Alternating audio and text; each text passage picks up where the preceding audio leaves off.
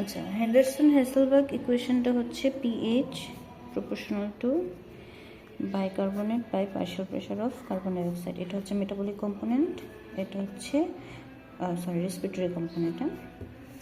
এই ইকুয়েশনটার মানে কি, যদি বাইকার্বনেট বাড়ে পিএইচ বাড়বে, যদি বাইকার্বনেট কমে পিএইচ কমবে, এটা একটা। হ্যাঁ, আর একটা হচ্ছে partial pressure of carbon dioxide যদি কমে তাহলে পিএইচটা বাড়বে, ইনভার্সলি প্রপোর্শনাল যেহেতু।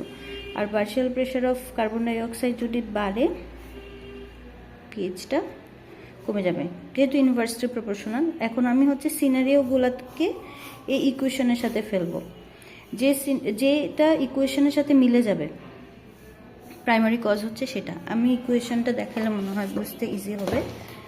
যেমন হচ্ছে এখানে পিএইচ 7.3, মানে এখানে পিএইচটা হচ্ছে কম,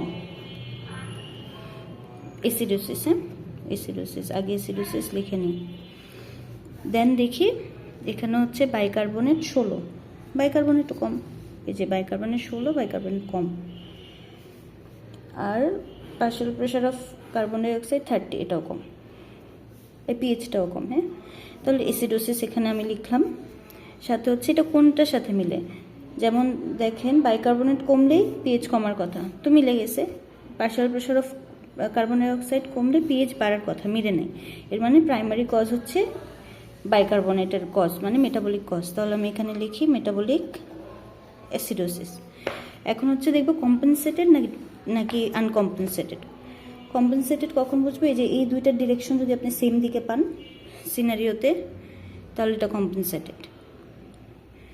আর যদি হচ্ছে ডিরেকশন অপোজিট ডিরেকশনে থাকে, যেমন বাইকার্বনেট কম ছিল আর partial pressure of carbon dioxide হয় নর্মাল, না হয় বেশি, সেক্ষেত্রে এটা আনকম্পেনসেটেড হইতো। যেহেতু ডিরেকশন সেম দিকে সেহেতু মেটাবলিক অ্যাসিডোসিস উইথ কম্পেনসেশন হয়েছে। কী দিয়ে কম্পেনসেশন হয়েছে? কার্বন ডাইঅক্সাইড দিয়ে, রেসপিরেটরি অ্যালকালোসিস। এটা হচ্ছে ইকুয়েশন।